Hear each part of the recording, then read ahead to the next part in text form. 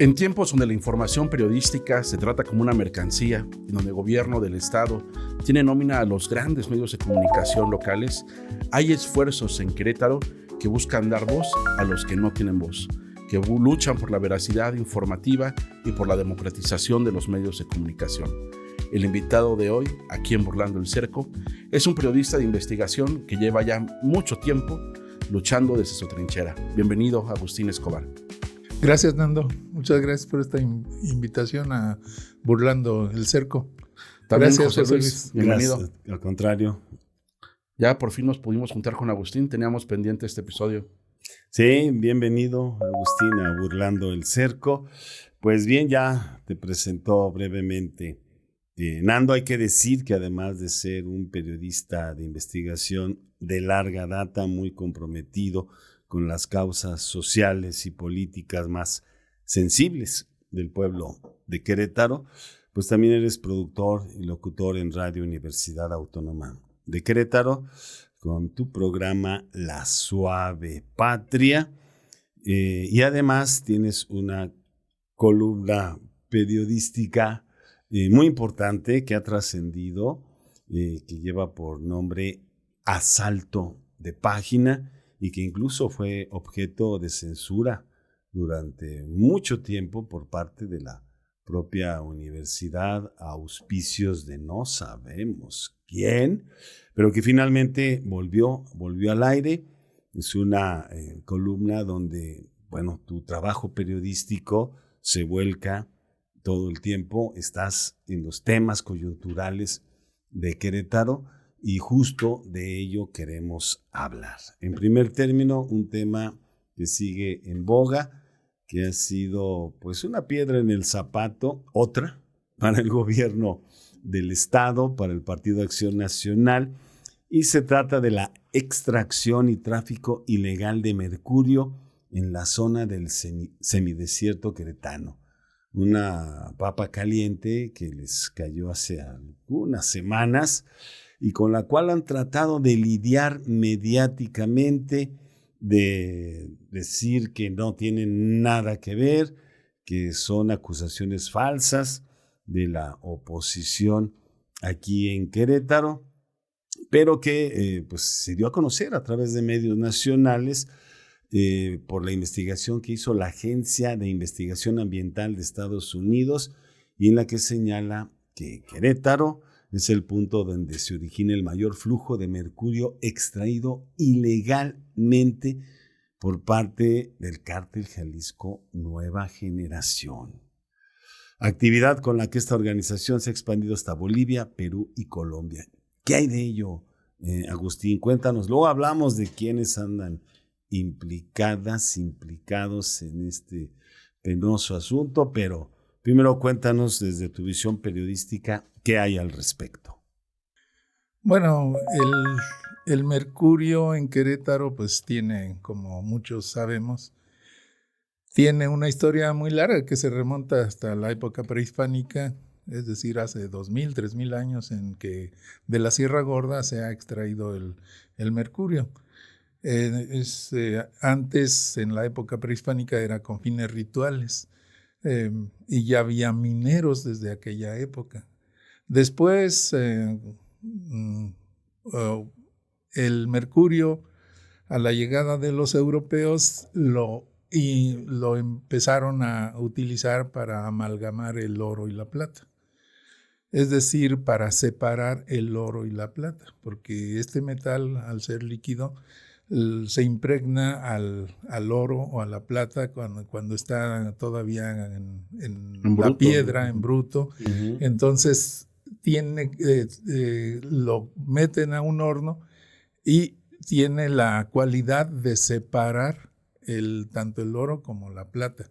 El mercurio se evapora y deja los metales, en este caso la plata y el oro. Y bueno, pudiéramos hacer un recuento más o menos histórico, pero para no alargarnos tanto, pues nos pudiéramos situar después en la guerra de Vietnam, en donde hubo una bonanza minera sin precedentes en San Joaquín, Pinal de Amoles, Cadereyta, y Peñamiller, donde sacaban toneladas, miles de toneladas de mercurio para exportarlo a Estados Unidos, donde hacían bombas de napalm para dejárselas caer a los vietnamitas. Entonces hubo muchos vietnamitas que murieron por el mercurio que se sacó de la Sierra Gorda Queretana. Entonces el mercurio siempre ha estado asociado desde la llegada de los europeos a temas difíciles, complejos, que están relacionados con la contaminación y con la muerte. Y ahora, en este caso, la Agencia Ambiental estadounidense, pues en ese reporte que nos dio a conocer el 24 de julio de este año, pues nos dejó pasmados porque muchos, yo creo que prácticamente todos los queretanos, salvo quienes lo exportaban de manera ilegal, los implicados sabían a dónde iba a dar. Ahora sabemos por ese reporte que el mercurio va a dar a las minas de Sudamérica, Bolivia, Colombia, Brasil, Perú y Chile, creo también. Y entonces ahí lo utilizan para amalgamar justamente el oro de las minas ilegales de oro que hay en esa zona, en Sudamérica.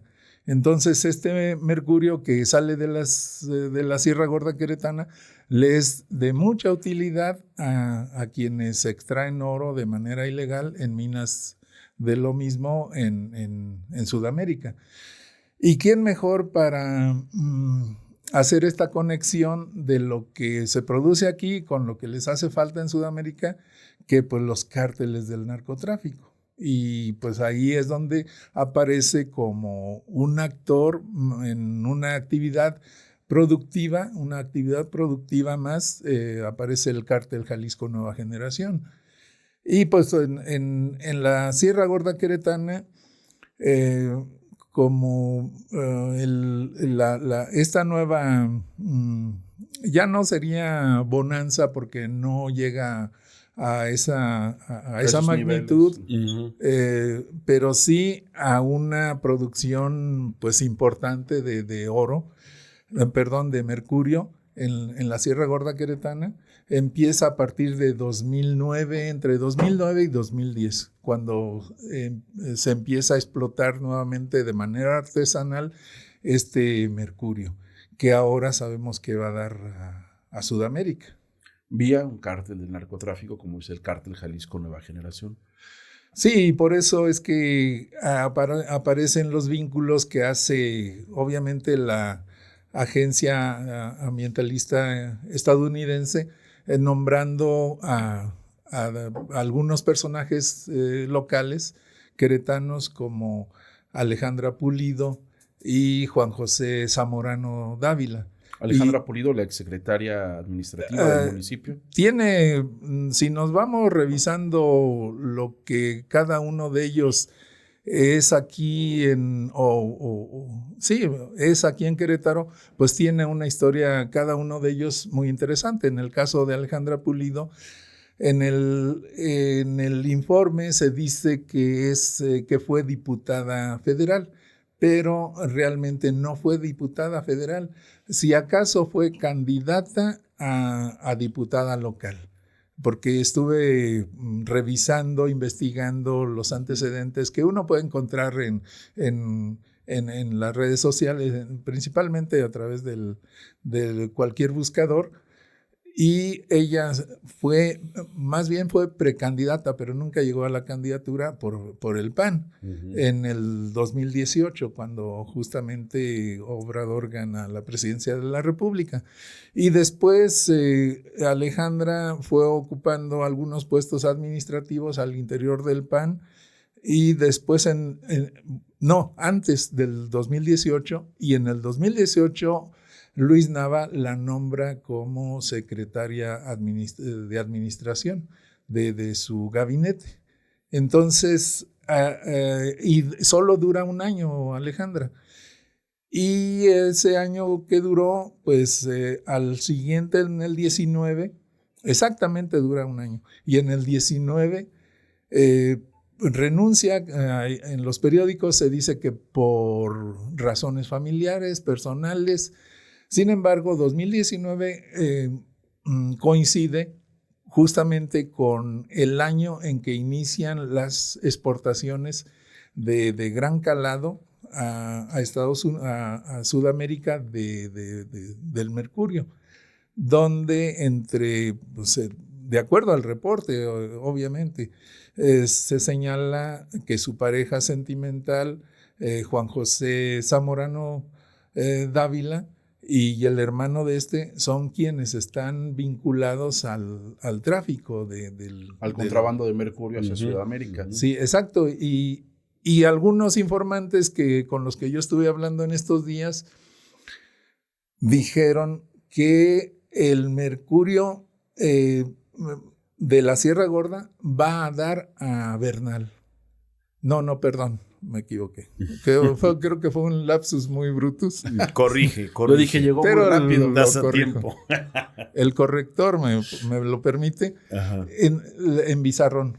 En Bizarrón, en donde empacaban sacos de piedra, alguna de ornato, y ahí al mismo tiempo metían el mercurio para llevarlo a Sudamérica. Vaya. Y pues hay una serie de textos, artículos, reportajes a los que pude acceder, y justamente este mercurio llegaba a Manzanillo, y de ahí al puerto de Manzanillo, y de ahí se iba recuerdo un caso que se va al puerto del Callao en Perú, y de ahí ese cargamento tenía como destino Bolivia. Sin embargo, ese cargamento pues, lo descubrieron y pues ya perdió esa ruta. Perdió la ruta que tenía trazada. Pero esta gente está señalada con esos vínculos. Lo que no sabemos es a dónde iba a dar el dinero de la venta del mercurio. Uh-huh. Y lo que sí sabemos es que el hermano de Juan José Zamorano, Joel, ¿no? Joel, en algún momento, hace un año, en el 2024, fue detenido con otra persona en Perú. Les encontraron $40,000 a cada uno. Y no supieron justificarlos porque cuando... 800,000 pesos en Perú, pues... Es muchísimo dinero. ¿No? ¿De dónde salió? La gente que viaja al extranjero generalmente puede ir con $10,000 en efectivo máximo. Cuando se pasa $1 ya tiene que reportarlo a las aduanas. Si son menos de 10,000 no hay problema, no lo pueden hacer, pueden viajar con esa cantidad. Sin embargo, en este caso de hace un año eran $40,000. ¿Y qué hacían en Perú con $40,000? Cada uno aparte. Cada uno de ellos. Más de $1.5 million de pesos entre los dos sin reportar. Sin reportar. Entonces, a los dos... No se sabe porque el reporte que yo leí no lo dice, sin embargo dice que fueron multados con el 30% de esa cantidad, que les quitan una buena cantidad de ese dinero, pero no se sabe si los detienen o no. Lo que sí sabemos por el reporte es que tienen reportados sus domicilios. Joel Zamorano Dávila lo tiene reportado en Ezequiel Montes, en la cabecera municipal de Ezequiel Montes. Y el otro tiene reportado su domicilio en la colonia Las Américas de aquí de Querétaro. Aquí cerca de Prepa Norte, todo eso, ¿no? Sí, aquí entre nosotros. Agustín, entonces le estalla otra bomba en las manos al gobierno del estado. Y tiene que salir inmediatamente a poner en marcha el control de daños. Hay una conferencia el 4 de agosto por parte del gobernador, donde buena parte de su gabinete, algunos probables precandidatos a la gubernatura de Querétaro, pues también están presentes en esta conferencia de prensa y sobre todo tratan de señalar, o lo dicen tal cual, que no hay indicios de esa información, ¿no? Que no hay datos comprobados, certeros sobre ese tráfico de mercurio y menos aún que la exfuncionaria panista Alejandra Pulido haya estado relacionada en este turbio asunto. ¿Qué va a hacer ahora el gobierno para tratar de justificar lo injustificable? Bueno, ¿cómo nos va a explicar que en 6 años han traficado más de 200,000 kilos de mercurio, ¿no?, de la zona de Peñamiller hacia Sudamérica? ¿A poco no se han dado cuenta? ¿A poco el secretario de gobierno, Eric Gudiño, desconocía que eso estaba sucediendo aquí en el semidesierto queretano? ¿No? Porque sus declaraciones fueron dirigidas a que era un tema federal, ¿no? Y señaló a instituciones federales, ¿no?, como las responsables de dar explicaciones sobre eso. ¿Y el gobernador dónde queda? Es más, su papel, no solamente hoy como secretario recién nombrado, sino como subsecretario, ¿no? ¿Dónde estaba esa información de algo que, bueno, tiene un sexenio pasando? Bueno, ahora que señalas o mencionas a Eric Gudiño, que ahora es secretario de gobierno, fíjate que justamente él en 2010 estuvo presente en un accidente en una mina que se llama Las Calabacillas en San Joaquín. En aquel momento él era secretario particular del gobernador Calzada.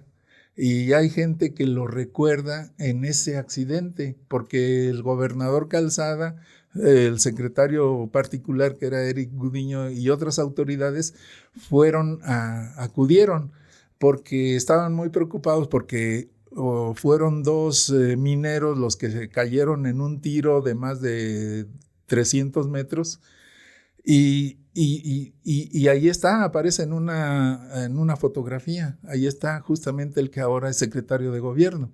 Desde aquel momento, porque acuérdense que al principio les dije que esta nueva fase de explotación artesanal de mercurio empezó entre 2009 y 2010, desde aquel momento ya se sabía qué estaba ocurriendo. Ya estaban explotando el mercurio de manera artesanal y en el caso de estos 2 mineros que eran de ahí de San Joaquín, decidieron no rescatar los cuerpos porque dijeron que era una actividad muy pesada, imposible por la magnitud del accidente. Por la profundidad. Sin embargo, hace un año, ¿cuál hace un año? En mayo pasado. Hace unos meses. Rescataron esos 2 cuerpos después de 15 años. ¿Qué lectura le damos a este rescate?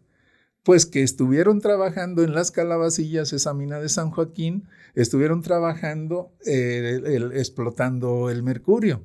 Y no lo rescataron porque estuvieran buscándolos, sino porque al continuar trabajando la mina, llegó un momento en que llegaron hasta donde estaban aquellos 2 mineros que fallecieron hace 15 años. Será mucho trabajo rescatar los cuerpos, pero no es mucho trabajo hacer trabajos de exploración y explotación. Exactamente. A esa distancia. Sí, fue un caso dramático el de la muerte de estos 2 mineros. Y desde hace 15 años ya se sabía que los mineros queretanos estaban explotando el mercurio para llevarlo a Sudamérica.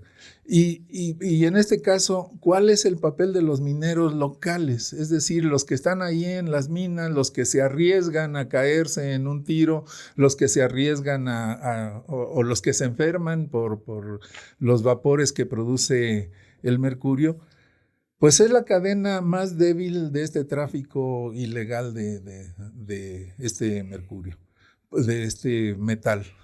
Entonces, ellos son los que están más preocupados por lo que ocurre ahorita con este caso que dio a conocer la organización gringa, en el caso del tráfico del mercurio por el cártel Jalisco Nueva Generación.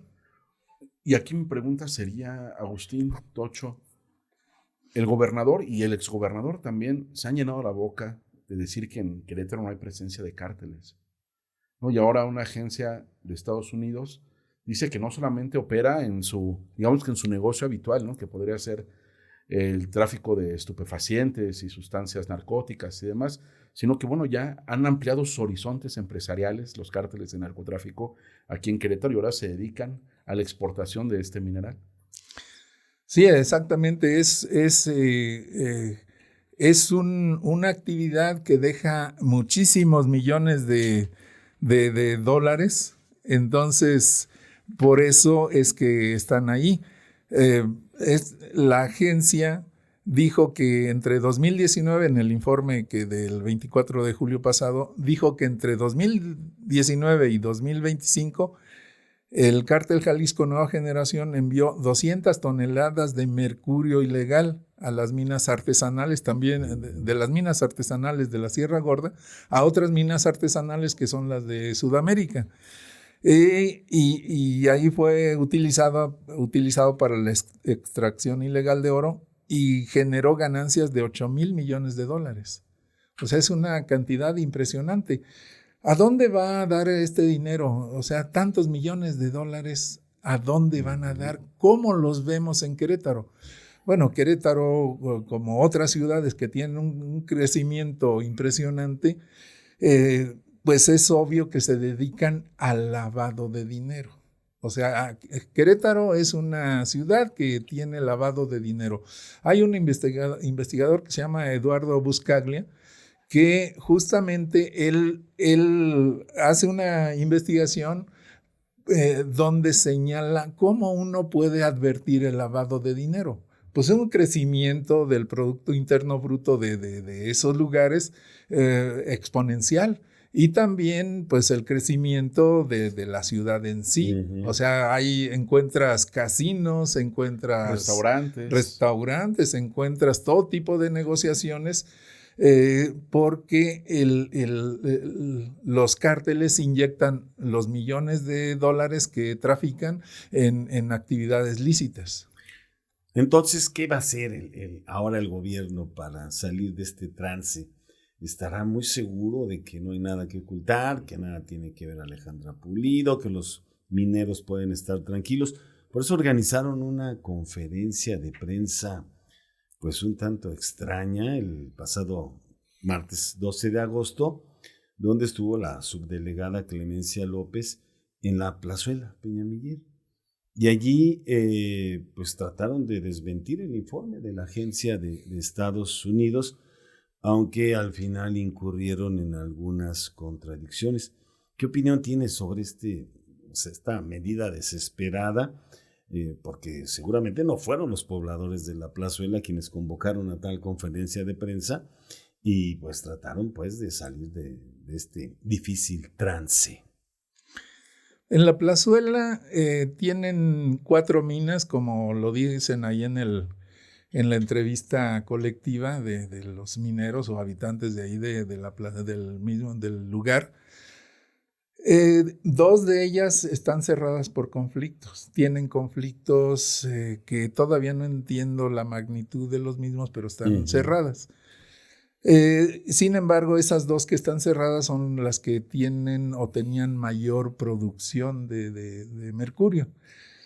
Y esta conferencia, como bien lo señalas, José Luis, pues es rara porque hasta donde sabemos las comunidades y más las marginales que están en Peñamiller, como el caso de la Plazuela, pues no tienen la capacidad de convocatoria para hacer una rueda de prensa. También la convocaron de su Secretaría de Gobierno, ¿no? Es más probable, Nando, que esta rueda de prensa haya sido convocada desde los mismos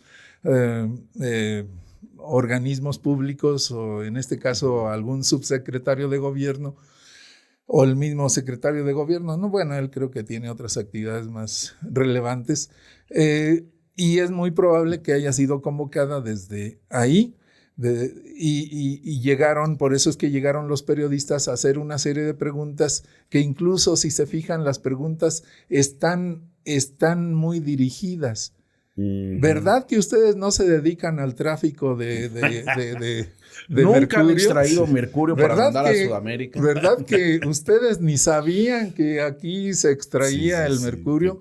¿Qué tal? O sea, de ese tamaño son las preguntas que hacen los periodistas. Y si alguien tiene dudas de cómo las hacen, pues que busquen el video y ahí se van a dar cuenta de esta manipulación que existe desde el gobierno del estado y desde los mismos periodistas, porque ellos también están manipulando lo que está ocurriendo en ese lugar. ¿Y para qué? Pues para lavar la cara del gobierno del estado. Es lo que están haciendo, y lavar la cara a aquellos que están señalados en el reporte como integrantes del cártel Jalisco Nueva Generación. Vaya encrucijada en la que se encuentra el gobernador Agustín José Luis, porque sus candidatos se van cayendo uno a uno. Y cuando hablo de sus candidatos, hablo de los candidatos evidentemente de Acción Nacional. O sea, por ejemplo, vemos a un Agustín Dorantes ya desinflado totalmente, no haciendo pequeños eventos en la capital, tratando de sobresalir. Vemos, por ejemplo, a Luis Bernardo Nava ahora con ese problema. O sea, no solamente fue un pésimo presidente municipal en las dos administraciones que estuvo, sino que ahora tuvo también que explicar cuál era su vinculación con la señalada por este caso, y quieran que no, pues, también le llega a salpicar el tema, ¿no? Marco del Prete siguen sin conocerlo, por eso han aumentado su publicidad en 5 en los de espectaculares, febrero, ¿no? Y Felipe Macías, ¿no? Que hace todo menos gobernar el municipio capitalino, ¿no? Pues pareciera que no van a dar una en las próximas elecciones de 2027. Sí, no tienen manera de evitar el escándalo en el caso del mercurio ilegal. O sea, no hay manera que el gobierno del estado pueda lavarse las manos y decir que yo no sabía. Y quieren reducir algo político, ¿no? Sí, lo quieren decir, es que esto se está politizando como acostumbran, pero ya eso es insostenible. O sea, no pueden. O sea, yo no veo una agencia de Estados Unidos haciéndole grilla a Luis Nava porque quiere ser gobernador de Querétaro. No, ese es el tamaño del absurdo, la narrativa que manejan los panistas. O como en el caso del reporte donde fueron detenidos Joel Zamorano Dávila y otro personaje con $40,000. Ellos, ¿por qué querrían hacer quedar mal al gobierno del estado o a estos personajes? Claro. O sea, no hay manera de lo que están señalando desde el gobierno del estado, que no sabían, que no conocen, que no existe esa realidad. Hay muchas cosas que están ocurriendo en la Sierra Gorda Queretana y de las cuales no tenemos conocimiento. Yo me di a la tarea de investigar. Hay varias cosas que están por ahí. Por ejemplo, rápidamente comento lo de un incendio que ocurrió en una de las minas, porque los mineros, al calentar de manera artesanal con leña el mercurio, a unos de ellos se les resbalaron, se fueron pendiente abajo piedras calientes ardiendo y provocaron un incendio en un lugar que se llama Tierras Coloradas, y se perdieron 200 hectáreas de bosque. Agustín, casi se nos termina el tiempo y no queremos dejar pasar la oportunidad de preguntarte sobre el proyecto hídrico Sistema El Batán. El gobierno del estado insiste en que se va a aprobar. Gerardo Ángeles, diputado panista, se comprometió a sacarlo avante antes de que concluya su gestión. Aparecieron 4 diputados de Morena señalando enfáticamente que no van a votar a favor José Luis, del proyecto. es importante que te interrumpa aquí porque aparecieron después de que el resto de la bancada y el partido a nivel local dieron su postura en contra de este proyecto. Mal por los compañeros diputados de Morena no incluirse en este posicionamiento colectivo, claro, ¿no? Para mostrar fortaleza. Y bueno, ahora salen encabezados por un diputado federal, ¿no? Diciendo que no al Batán por si había dudas, ¿no? ¿Qué opinas? Yo creo que el Batán ya está muerto. O sea, con el posicionamiento de estos 4 diputados que todos creíamos que iban a traicionar, finalmente no es que ellos hayan, creo, decidido por sí mismos votar en contra, sino fue la fuerza de la sociedad civil organizada, o sea, de la gente que dijo no una y otra vez al sistema Batán. Yo creo que en este caso del Batán, la sociedad adquirió una fuerza inusitada. Y recuerden, primero a quien tiró esta fuerza fue al Carlos Alcaraz, al secretario de gobierno. Lo tiró esta fuerza. No fue porque Curi dijera, no, ya no me sirves. No, fue tanta la presión que terminó cayéndose, y en este caso, de los 4 diputados, esta fuerza los metió al redil, por donde deben de estar. Este es un triunfo de la ciudadanía, no propiamente de un partido político. Claro, sí. Del pueblo de Querétaro. Sí, es un triunfo ciudadano que tuvo voces desde los ambientalistas, los científicos y también desde los partidos políticos, o un partido político en este caso. Y uno que otro legislador, ¿no? Y algunos legisladores, sí. Pero es un triunfo. Sí. Y qué bueno, ojalá tengas voz de profeta y no nos salgan con una sorpresita desagradable más adelante. Pues nos vamos, Agustín Escobar. Gracias por tu presencia. José Luis. Nando, nos seguimos viendo, Agustín. Gracias, Nando. Y gracias sobre todo a ustedes que nos sintonizan. Les invitamos a la próxima emisión, no se la pierda, de Burlando el Cerco, de frente y en todos los frentes.